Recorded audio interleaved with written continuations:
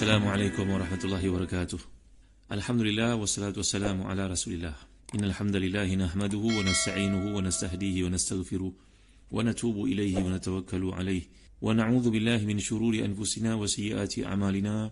May yahdihillahu fala mudilla lahu wa may yudlil fala hadiya lahu. Allahumma salli wa sallim wa barik ala Muhammad wa ala ali Muhammad kama sallaita wa sallamta wa barakta ala Ibrahim wa ala ali Ibrahim fil alamin innaka Hamidum Majid. Amma ba'd. Muslim-muslimat yang rahmati dan dikasihi sekalian, ayat ke-41, 42, 43, 44 di surah Yasin. Bagi tuan memiliki tafsir kasir, tolong buka jilid ke-8 muka surat 9. A'udzu billahi minasyaitonir rajim. Wa ayatul lahum anna hamalna dhurriyyatahum fil fulkil mashhun wa khalaqna lahum min mithlihi ma yarkabun wa in nasha' nughriqhum fala sarikha lahum wa la hum yunqadhun illa rahmatan minna wa ta'an ila hin. Dan satu tanda kekuasaan kebesaran Allah yang Maha Besar. Bagi mereka adalah kami angkut keturunan mereka dalam bahtera yang penuh dengan muatan. Dan kami ciptakan untuk mereka yang akan mereka pandu seperti bahtera itu. Dan jika kami mengkehendaki, nescaya kami tenggelamkan mereka. Maka tiadalah bagi mereka penolong dan tidak pula mereka diselamatkan. Tapi kami selamatkan mereka kerana rahmat yang besar dari kami dan untuk beri kesenangan hidup sampai pada satu ketika. Ini adalah satu gabung jalin antara nikmat-nikmat yang Allah berikan, langit, bumi dan kemudian daratan. Dari sudut bahasa Arab, kalau kita lihat perkataan hamalna dzurriyyatahum fil fulkil mashhun, ini sebab kalangan para ulama yang menjelaskan bahawa hamalna bermakna alhamlu. Nikmat yang diberikan Allah ini adalah manusia itu berkekalan, keturunan itu dijadikan oleh Allah dengan pertemuan persenyamaan antara sperma dengan sperm dengan ovum, maka jadilah bayi disimpan dalam satu tempat yang begitu kuat. Maka gambaran Allah SWT di sini bila sebut al-hamal alal inja minal gharaq ala wajhil majazil mursal. Ini satu bab daripada majaz mursal, iaitu alaqah sababiyah dengan musababiyah dalam konteks penciptaan dan kemudian nikmat perlindungan yang dijadikan oleh Allah SWT, iaitu perkataan inqadh.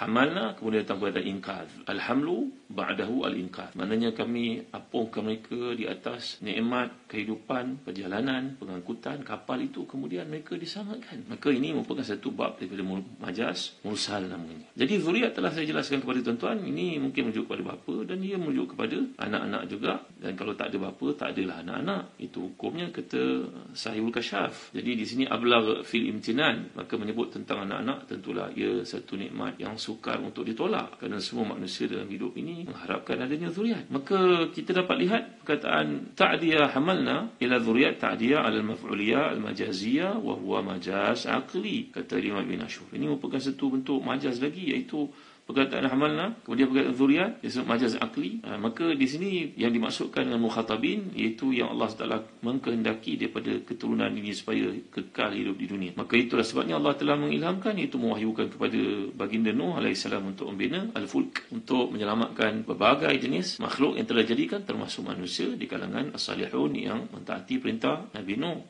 mentaati perintah Allah pada masa itu. Maka di sini selamatlah mereka dalam konteks yang mereka yang telah dimasukkan di kalangan mahmulin, iaitu yang dibawa dalam muatan tersebut pada zaman Nabi Nuh, dan menyebut tentang zuriat ini yaqtadi anna usulahum mahmulun bi tariqatil kinayah ijazan fil kalam. Maka ini satu bentuk di sudut kinayah. Kalau kita belajar dalam bahasa Arab, ia merupakan satu bentuk kata kiasan kata yang merujuk pada keselamatan. Maknanya manusia itu, maknanya kamulah itu. Jadi, walaupun ia berlaku sebelum kita, tapi kita adalah daripada keturunan yang selamat pada masa itu. Maka, laula najatul usul, ma ja'at al-dhuriyat.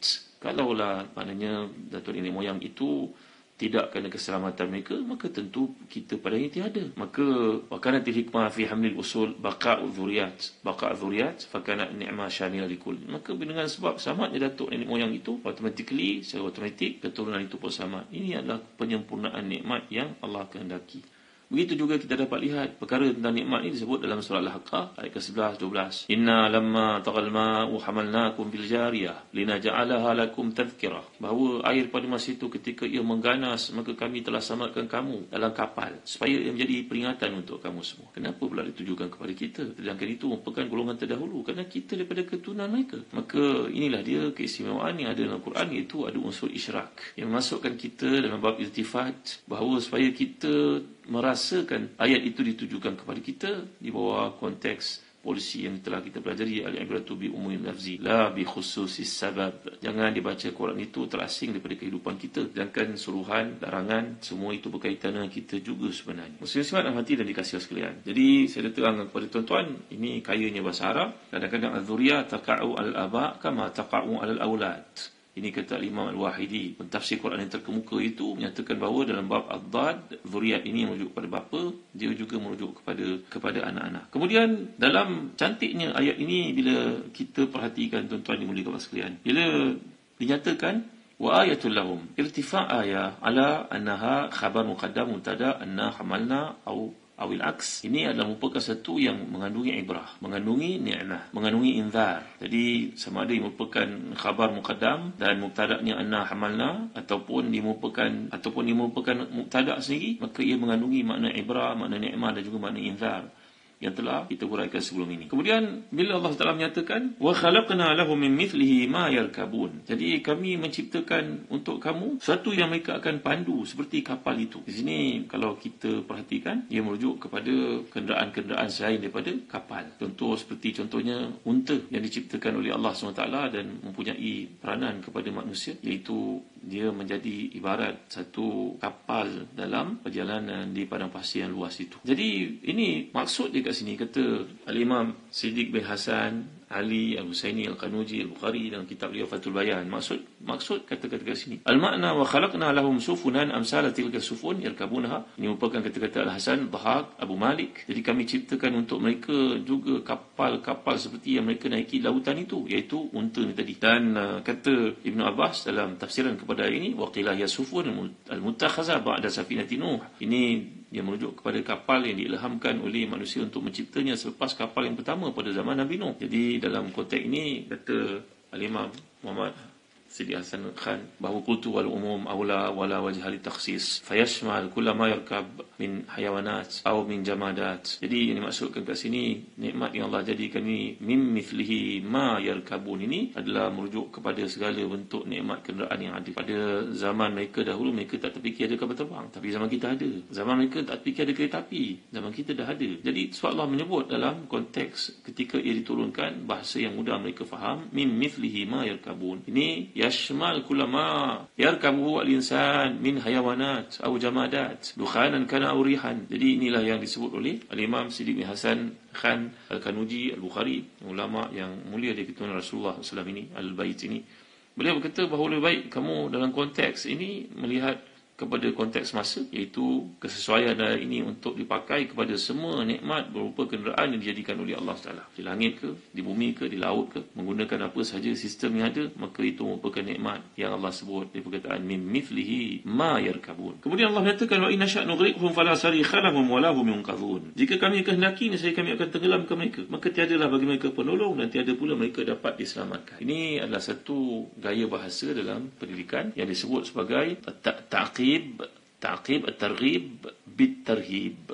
Ini penting untuk sesiapa saja yang terlibat dalam pendidikan, kita suami, kita ibu ke, kita guru ke, kita pemimpin ke, supaya sentiasa mengikuti konteks ataupun pendekatan Al-Quran, uslub Al-Quran dalam pendidikan ini, iaitu adatul Quran fi taqib at-targhib bitarhib. Maksudnya apa kat sini tuan-tuan? Maksudnya Allah menciptakan segala macam nikmat yang dikurniakan itu, mataharinya, bulan yang telah kita lihat, kemudian pokok-pokok yang terbitkan, mata air yang keluar, kemudian Allah menceritakan lagi tentang kapal yang naiki, nikmat yang ada segala macam di bumi, di langit ini semua. Dan kita telah lihat umumnya maksud min mithlihi ma yarkabun tu kenderaan apa jua bentuk sekalipun. Kemudian datang ayat ini adalah bertujuan untuk mengingatkan kita kerana perkataan sarikh. Ini satu lagi kehebatan dalam Al-Quran. Sarikh ni dia merujuk kepada Sarikh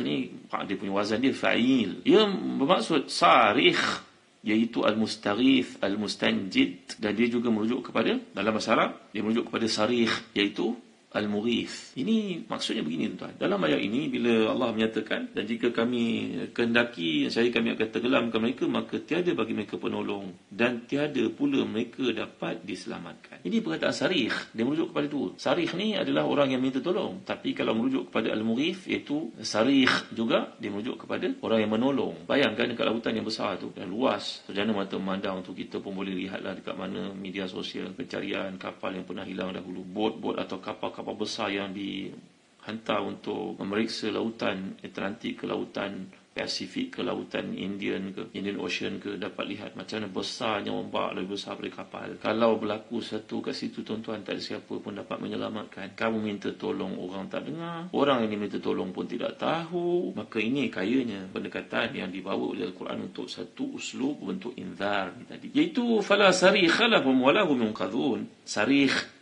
ini merujuk pada sarikh, iaitu al-mustaghith, orang yang ditolong, ataupun sarikh ni merujuk kepada al-mughith, iaitu yang memberi pertolongan. Dua-dua tidak dapat membantu. Kamu minta tolong, tak dapat dibantu. Orang yang nak diminta tolong pun tidak tahu. Kerana bayangkan lautan yang besar itu. Maka di sini kita dapat lihat berlaku lagi satu usul Al-Quran dipanggil sebagai taqdim al-musnad ilahi al-musnad al-fi'li fi qawlihi wala hum yunqadhun. Ini diawalkan dalam ayat ini musnad ilahi ke atas musnad fi'li, kerana nak beri penekanan tiadalah mereka itu dapat diberi pertolongan. Ini adalah untuk merujuk kepada supaya kita dalam membaca Al-Quran ini menghayati maksudnya, kita akan dapat membayangkan suasana ketika sesuatu musibah itu berlaku, maka tiada siapa yang dapat memberikan pertolongan melainkan Allah Subhanahu Wa Taala. Itu sebab di hujungnya disebut oleh Allah Taala dalam frasa pada kali ini, episod pada kali ini, illa rahmatan minna wa mata'an ila hin, kecualilah pada masa itu kerana rahmat yang besar daripada kami dan untuk memberikan kesenangan hidup sampai satu ketika yang ditetapkan. Jadi istisna dalam konteks illa rahmatan di sini